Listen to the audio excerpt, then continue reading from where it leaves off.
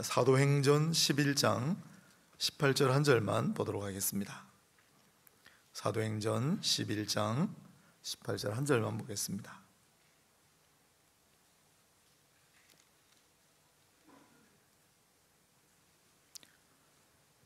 사도행전 11장 18절 206페이지네요. 신약성경 206페이지 제가 읽겠습니다.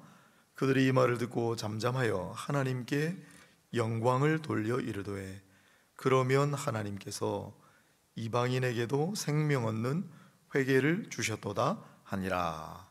아멘. 오늘은 후회와 회개라는 제목으로 말씀을 전하도록 하겠습니다. 후회와 회개, 종종 설교되는 주제인데 거의 대부분 무슨 얘기를 하시느냐면 유다와 베드로 이야기를 하십니다. 유다는 예수님을 팔아먹은, 그 후회는 했겠지만 회개하지 못했고, 베드로도 예수님을 배신했지만 회개했다. 그래서 후회와 회개를 설명하는 경우가 많습니다. 일단 후회와 회개를 구별할 수 있는가? 성경적으로 있지요. 그래서 오늘 제가 또 하나의 구절을 고린도후서 7장 10절을 한다는 게 주보에는 보니까 9장 10절로 제가 잘못 써놨네요. 제 잘못입니다. 7장 10절을 제가 읽어보면 하나님의 뜻대로 하는 근심은 후회할 것이 없는 구원에 이르게 하는 회개를 이루는 것이요 세상 근심은 사망을 이루는 것이니라. 그래서 후회와 회개를 성경적으로도 구별해 놓았습니다. 그렇다면 후회와 회개는 어떻게 다를까? 여러분 어떻게 다르다고 생각하십니까? 아까 유다 이야기하고 베드로 이야기하면은 거의 맞습니다. 그러나 오늘은 조금 더 자세히, 조금 더 깊이 후회와 회개를 한번 다루어 보겠습니다. 먼저 후회를 한번 생각해 볼 것 같으면, 여러분은 살아오시면서 지금 사는 동안에 후회한 적이 한 번도 없다고는 말씀 못 하시겠지요? 사람은 다 누구나 후회하면서 살아갑니다. 호주에서 말기 환자를 돌보았던 간호사 한 분이 죽을 때 가장 후회하는 5가지라는 글을 썼습니다. 유명한 얘기입니다. 그런데 사람들이 후회하는 게 그때 달라요. 작년인가 재작년에는 사람들이 제일 후회하는 게 뭡니까? 1년 동안 제일 후회했던 점이 뭡니까? 하니까 투자 안 한 게 후회스럽다라고 한 대답이 엄청 많았어요. 그때 비트코인, 주식 이런 게 막 뛰어가지고 옆에서 막 그것 때문에 돈 벌었다는 소리들 들으니까 나도 투자할 걸, 그런 적도 있었고, 보통 때 물어보면 거의 연령대 관계없이 제일 후회 많이 한다고 하는 답이 공부 좀 열심히 할 걸이었습니다. 거의. 그런데 그때마다 상황마다 연령마다 달라요. 하지만 이 호주 간호사님은 돌아가실 때 사람들에게 여쭤본 거를 쭉 평소에 기록해 놨다가 사람들이 보니까 저마다 다른 삶을 살았지만은 돌아가실 때는 경이롭게도 맑은 정신을 잠깐 가지시는데, 그때 여쭤보니까 후회하는 바가 거의 비슷하더라는 거죠. 돌아가실 때 가장 후회되는 점이 뭡니까? 잘 들으십시오. 잘 들으시고 후회 없어야 될 거 아닙니까? 첫 번째가 내 뜻대로 살 걸. 내 뜻대로 살지 못하고 누군가에 맞춰가지고 내가 원하는 삶이 아닌데 살아왔다는 거예요. 그게 후회하는 제 1번이었습니다. 2번, 일 좀 덜 할 걸. 일한다고 치여가지고 살았다. 3번, 화 좀 덜 낼 걸. 돌아가시기 직전에 생각을 해보니까 뭘 그렇게 화 많이 내고 살았나. 조금 더 보듬어주고 아끼고 사랑하지. 그 다음에 4번째, 가족이나 친구들을 더 많이 챙길 걸. 5번째, 도전하며 살 걸. 첫 번째하고 5번째 잘 생각해 보세요. 내가 바라는 대로 못 살았어. 그리고 이거 하고 싶었는데 이런저런 이유로 하지 말자, 다음에 하자, 그게 너무 많은 거예요. 그래 돌아보니까 인생에 제일 후회되는 게 그런 거라는 거죠. 지금부터라도 여러분 잘 기억하셔서 꼭 하고 싶은 거 하세요. 늦었다 생각하지 말고 도전해 보세요. 그리고 화 많이 내지 마세요. 그리고 가족들, 친구들 소중한 존재는 없습니다. 잘 챙기시고 일 너무 많이 하지 마시고 후회 없는 인생을 살면 좋겠습니다. 하지만 그런 인생은 존재하지 않을 겁니다. 요즘은 후회를 바라보는 관점이 또 좀 바뀌었어요. 그래서 후회를 세심한 동반자, 신실한 친구라고 부르는 사람도 있습니다. 또 어느 미국 대학의 심리학자는 후회야말로 의사결정을 개선해주는 메커니즘이고 자신의 전략을 재고할 필요가 있다는 신호를 보내주는 것이다. 내 인생에 도움이 되는 거라고 생각하기에 이르렀어요. 만약에 후회를 그렇게 본다면 이 후회하고 비슷하면서도 후회보다도 훨씬 더 긴요한 친구가 있습니다. 그게 회개죠. 그러면 후회와 회개는 어떻게 다를까요? 둘 다 기왕의 사건을 향하였다는 점, 즉 이미 엎질러진 물이라는 점에선 동일합니다. 지난날에 다 일어난 사건이에요. 이미 물이 엎질러졌어요. 그걸 바라보고 후회하고 회개하는 거예요. 그 점에서는 똑같습니다. 하지만 회개가 후회와 결정적으로 다른 첫 번째는 엎질러진 물이 기왕에 일어난 사건이 죄와 관련이 있다는 사실입니다. 회개는 죄와 관련이 있습니다. 후회는 반드시 죄하고 연결되진 않아요. 앞서 돌아가시기 직전에 가장 후회했던 일이 뭐라고 그랬습니까? 1위가 내 뜻대로 살지 못했다. 그런데 내 뜻대로 살지 못했다를 제일 많이 후회한다고 하는데 내 뜻대로 살지 못한 게 명백한 죄는 아니잖아요. 후회는 다양합니다. 대상이 스펙트럼이 너무 넓습니다. 하지만 회개는 죄와 관련이 있다. 그렇죠? 성경에서 어떤 죄입니까? 형법과 같은 법규를 위반하는 것도 죄지만은, 그러나 결정적으로 성경적인 죄란 하나님의 법과 관련이 있겠죠. 그래서 웨스트민스터 소요리 문답 우리가 채용하는 14번을 보면 죄가 무엇입니까? 라는 질문에 죄는 하나님의 법을 순종함에 있어 부족하거나 그 법을 어기는 것이다. 하나님의 법을 어기는 것은 죄인 것은 분명하고 그 하나님의 법을 순종하는 데 있어 부족한 것도 죄다. 불순종 라고 정의했습니다. 후회는 나 자신을 향해서 해요. 혹은 다른 이들을 향해서 후회하기 마련입니다. 하지만 회개는 하나님을 향해서 있습니다. 그래서 20세기 영국에 20세기 최대 설교자 중에 한 사람이라고 부르는 마틴 로이드 존스가 있어요. 이렇게 말했습니다. 회개가 뭐냐? 회개란 우리가 하나님께 범죄했고 하나님을 슬프시게 했으며 하나님께 상처를 입혔다는 느낌을 갖게 만드는 것이다. 그게 회개라는 거예요. 간단하게 정리해 보겠습니다. 후회와 회개가 뭐가 다른가? 둘 다 옛날에 일어난 일 돌아보는 건 똑같은데 회개는 죄와 직결된다.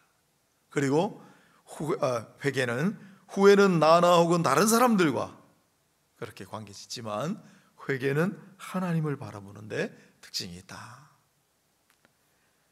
회개가 후회와 다른 두 번째는 선물의 성격입니다. 이건 무슨 소리냐면 오늘 본문 11장 18절을 한번 보세요. 오늘 본문입니다. 그들이 이 말을 듣고 잠잠하여 하나님께 영광을 돌려 이르되, 이 11장은 베드로와 고넬료 사건이잖아요. 이방 사람 고넬료의 집에 가서 복음을 전하라. 고넬료도 환상을 보고 베드로도 환상을 보고 그래서 이 말을 듣고 잠잠하여 하나님께 영광을 돌려 하나님께서 이방인에게도 생명 얻는 회개를 주셨도다 하니라. 이게 중요합니다. 회개를 주셨도다. 다니엘 핑크라고 하는 학자가 있는데 유명한 분입니다. 사람의 후회를 조사해 봤더니 사람의 후회가 크게 네 가지랍니다. 하나는 근본적인 후회, 아까 말씀드린 대로 왜 공부를 하지 않았을까, 건강관리를 좀 잘할 걸. 두 번째는 과감하지 못한 후회, 지나치게 신중하거나 미적미적하다가 좋은 기회를 놓쳤을 경우죠. 셋째는 도덕적 후회, 자기 잘못으로 다른 이들에게 상처를 입었을 때 후회를 한다는 거예요. 네 번째는 연결에 대한 후회인데 아까 했습니다. 자기 가족이나 사랑하는 사람들을 잘 돌보지 못한 거, 이런 여러 가지 종류의 후회들이 있다는 거예요. 그런데 이 학자가 연구를 쭉 해보니까 대부분 사람들이 후회를 거듭하는 생활을 하더라는 겁니다. 후회하고 또 후회하고 또 후회하고 또 후회하고. 왜 그럴까요? 왜 계속 후회하고 또 후회하고 후회를 반복할까요? 왜 회개하지 못하고 후회만 자꾸 하고 있을까요? 회개란 선물의 특성이 있기 때문이다 라는 결론을 내리는 거예요. 대부분 성경 구절에 회개하라가 나타납니다. 회개하라, 천국이 가까이 왔느니라. 회개하라, 내가 죄사함을 얻으라. 회개하라가 많이 나타나는데, 그런데 사도행전에서 베드로 고넬료에 전도하는 장면에 독특한 이 구절이 등장하는데, 그들이 이 말을 듣고 잠잠하여 하나님께 영광을 돌려 하나님께서 이방인에게도 생명 얻는 회개를 주셨도다. 하나님께서 회개를 주셨다라고 얘기합니다. 이게 바로 사람들이 계속 후회하고 또 후회하고 후회하고 후회를 반복하는데 회개에 잘 이르지 못하는 이유입니다. 한 구절 더 있습니다. 바울도 디모데후서에서 이런 말씀을 전하는데, 디모데후서 2장 25절로 26절이에요. 거역하는 자를 온유함으로 징계할지니 혹 하나님이 저희에게 회개함을 주사 진리를 알게 하실까 하며 저희로 꿰어 마귀의 올무에서 벗어나 하나님께 사로잡힌 바 되어 그 뜻을 쫓게 하실까 함이라. 우리가 왜 그들에게 복음을 전하는가?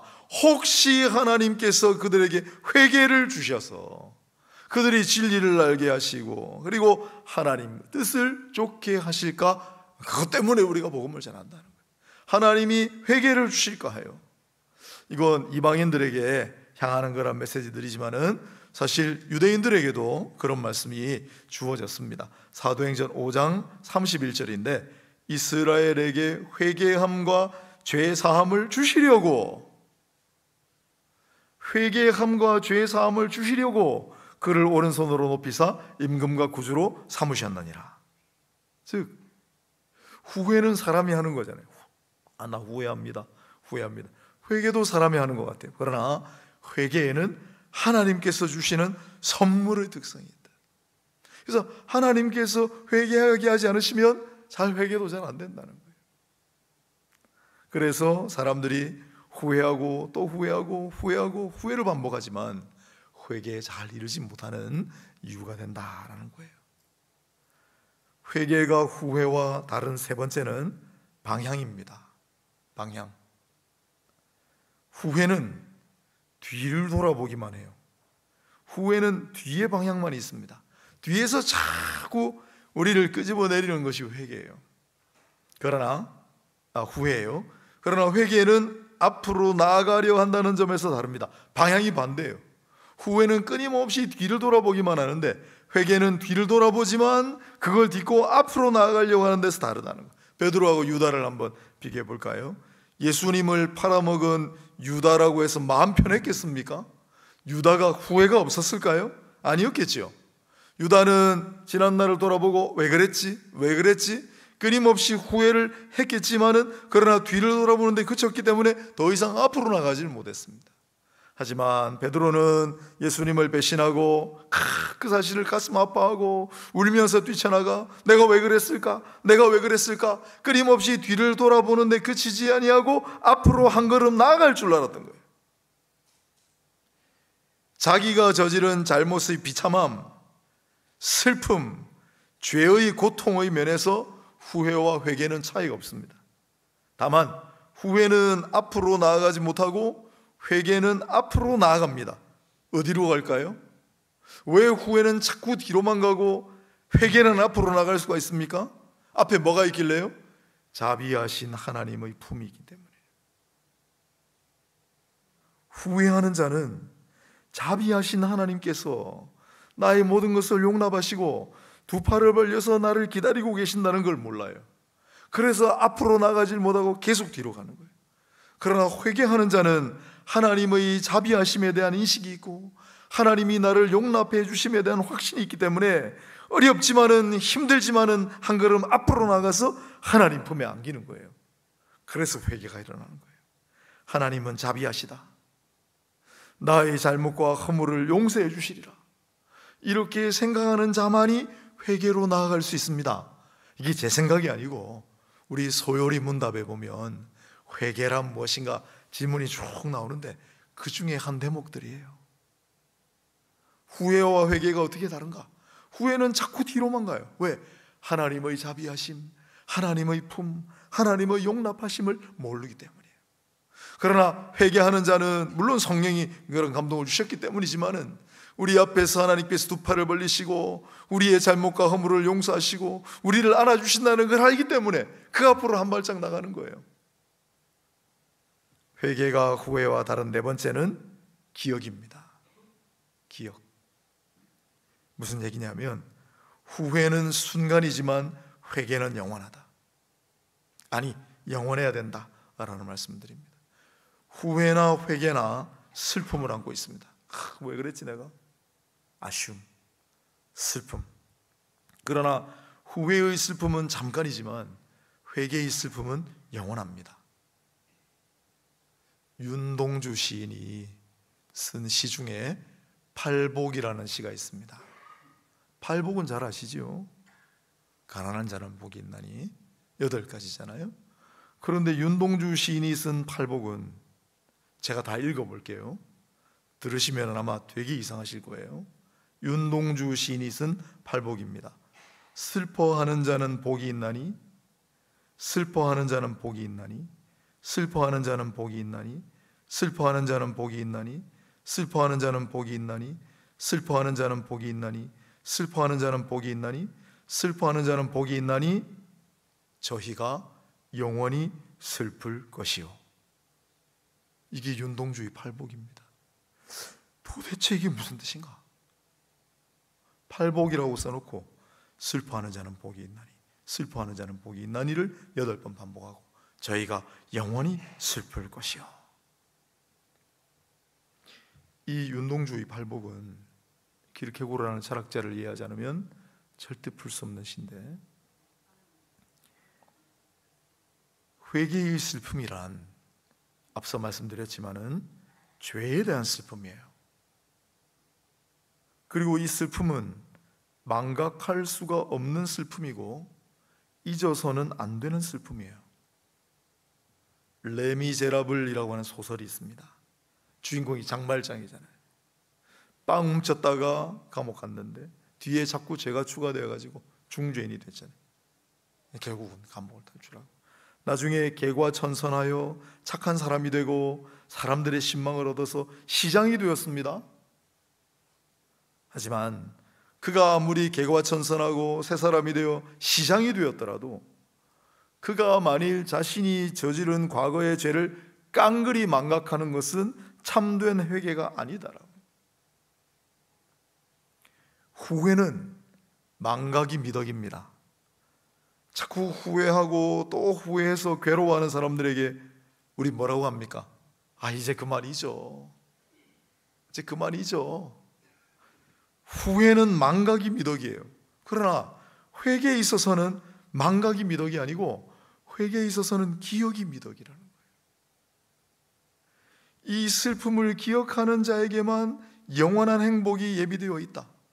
이 슬픔을 기억하는 자만이 영적인 성장을 거듭한다. 이 죄에 대한 슬픔을 망각하지 않고 영원히 기억하는 일, 이게 중요하다. 왜 그럴까요? 왜 자신이 저지른 죄에 대한 슬픔을 영원히 기억하라고 할까요? 잊어먹으면 안 됩니까? 죄를 영원히 기억하고 그 죄에 대한 슬픔을 영원히 기억한다기보다 그걸 잊지 말고 내가 도대체 어떻게 용서를 받았는지, 내가 그런 죄인이었는데, 내가 그런 죄를 저질렀는데, 내가 그렇게 잘못 살았는데 어떻게 내가 용서를 받았는지, 어떻게 내가 이 죄 사함을 받았는지를 잊지 말라는 거예요. 영원히 기억해야 된다는 거예요. 그렇게 생각하고 팔복이라는 시를 다시 보면, 슬퍼하는 자는 복이 있나니, 슬퍼하는 자는 복이 있나니 저가 영원히 슬플 것이라. 만일 이것이 회개라면 날마다 슬퍼하고 싶어요.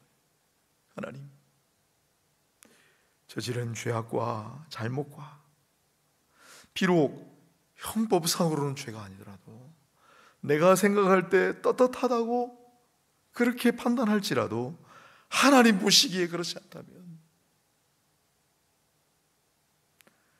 그 죄를 정면으로 직시하고 그 죄의 비참함과 그 죄의 슬픔과 그 죄를 미워하며, 그러나 그 죄악된 나를 받아주시고 용납하신 하나님의 자비와 그 큰 사랑을 잊지 말고 영원히 기억하라. 그런 점에서 후회와 회개는 결정적으로 다르다. 오늘 후회와 회개라는 제목으로 한번 잠시 대조하며 설명을 해봤습니다. 첫 번째로, 후회와 회개는 뭐가 다른가? 죄와 관련이 있는 것이 회개다. 우리 다 후회하면서 살아요. 그러나 우리가 후회하는 일 중에는 뚜렷하게 죄라고 할 수 없는 것들도 있어요. 하지만 그건 후회하든 후회하지 않든 내 자유인데, 죄와 관련돼서는 회개해야 한다. 아무리 사소한 것일지라도. 또 사람과 사람 사이에, 혹은 나 자신이 생각할 때 이건 괜찮아, 가 아니라 이걸 하나님 앞에 놓고 볼 때 하나님께서 뭐라고 하실까? 그래서 하나님 뜻에 부합하지 아니하고 하나님 마음을 상하게 해드릴 것 같으면 회개해야 한다. 두 번째로, 후회와 회개가 다른 점은, 후회는 내 마음대로 언제나 할 수 있지만, 또 자리 잡먹지만, 회개는 내 마음대로도 되지 않는다. 다윗이 바세바 사건을 저지르고 충신 우리아를 죽게 했을 때 그가 자의적인 노력과 의지로 회개하게 되었겠습니까? 성령께서 역사, 하나님께서 회개하게 하심으로. 그래서 오늘 사도행전 11장에 보면 이방인들에게도 하나님께서 생명 없는 회개를 주셨도다, 죄의 사함을 얻는 회개를 주셨도다. 이스라엘에게 회개를 주시려고 우리 주 예수를 임금과 구주가 되게 하셨다. 우리도 마찬가지죠. 우리에게 회개를 주시려. 그러므로 우리가 아무리 작고 사소한 것이라도 하나님 앞에 회개하게 되었다면 그것은 하나님께서 허락하신 위대한 선물이라는 사실을 알고 회개하게 하신 자체만으로도 우리는 감사가 넘쳐야 한다. 세 번째로, 회개와 후회가 다른 방향성은, 후회는 자꾸 뒤로만 가요. 회개는 앞으로 나가는 거예요. 매일 후회하고 잘못했지, 왜 그랬을까? 그거 하면 뭐예요? 발전해 나가야 되겠죠. 회개는 반성과 개선이라는 특징이 있어요. 회개하여 하나님 앞에 다 털어놓고 하나님의 용납하심을 체험한 다음에 더 앞으로 나가는 거죠. 그게 회개죠. 앞으로 나아가고 하나님이 용납해 주시고, 하지만 그러나 마지막, 결코 그 죄로 인한 슬픔을 잊어서는 안 된다. 왜? 그 죄로 인한 슬픔은 하나님께서 용서해 주셨다는 놀라운 은혜와 기쁨과 딱 붙어 있기 때문에 우리가 저질렀던 그 모든 일들을 쉽게 망각하는 것은 회개의 특징이 아닙니다. 그것은 후회의 특징이죠. 오늘 회개와 후회, 후회와 회개를 잠시 돌아보았습니다. 성경을 보면 예들이 엄청 많아요. 가인과 아벨 이야기부터. 가인은 동생 아벨을 죽이고 후회하지 않았을까요? 후회했을 거예요. 후회했을 거예요. 후회만 한 거죠. 회개하지 않고. 많이 있습니다. 우리 후회 없는 인생이 되면 좋겠습니다. 후회할 일을 만들지 말고, 그러나 참된 회개에 이르러 하나님의 그 놀라운 사랑, 용서의 위대하심을 늘 잊지 말고 참된 회개의 길을 걸어가는 저와 여러분 되시기를 주님의 이름으로 축원합니다.